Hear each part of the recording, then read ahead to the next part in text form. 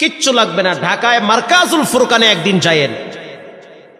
মুগদা একটা মাদ্রাসা আছে, মার্কাজুল ফুরকান ইন্টারন্যাশনাল। আপনি ঢুকলে মনে হবে আর এক জগতে গেছেন গা। গিয়া দেখবেন ডিবির বড় বড় অফিসার বয়া রয়েছে ভাত লইয়া, র্যাবের বড় বড় অফিসার বসে আছে ভাত নিয়ে, ছেলেদেরকে ভাত দিতে আসছে। সচিব বসে আছে সন্তানের জন্য নাস্তা নিয়া।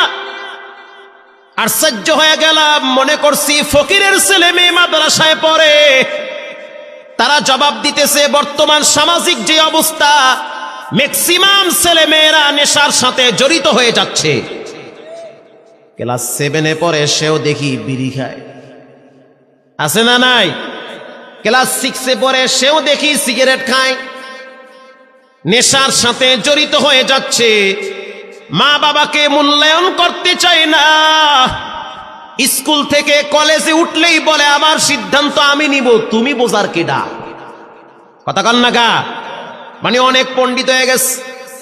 আবার একটা সময় দেখা যায় শিক্ষিত ছেলে মেয়েরা মা বাবাকে বৃদ্ধাশ্রমে রেখে আসে। হুজুর, এই দৃশ্যগুলো দেখার পরে কলিজার ভিতরে কামড় মারে। না জানি আমাদের ছেলে মেয়েগুলা নষ্ট হয়ে যায়। এজন্য সিদ্ধান্ত নিছি,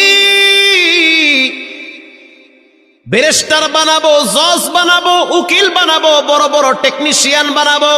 প্রাথমিক শিক্ষা আমাকে কোরআন থেকে দিতেই হবে। কোরআন থেকে প্রাথমিক শিক্ষাটা দেওয়াই লাগবে। যদি না দেন, একটা সময় দেখবেন ছেলে আর মানুষের পর্যায়ে নাই, অমানুষের কাতারে চলে গেছে।